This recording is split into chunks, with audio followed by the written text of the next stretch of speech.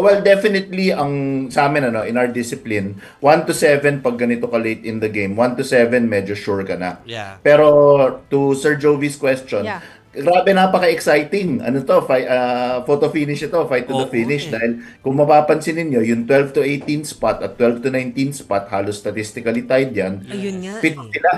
So magandang ano yan, magandang bakbakan yan. Ang tinatawag namin sa disiplina namin, medyo technical term, pasensya na po sa mga manonood na nakikinig.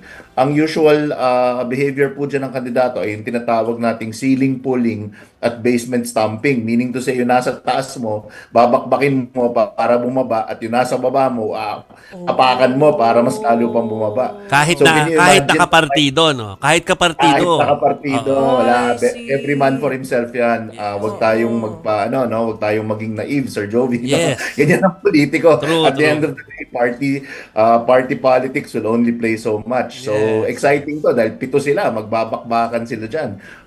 Dun sa 12 to 19 spot. Quite exciting.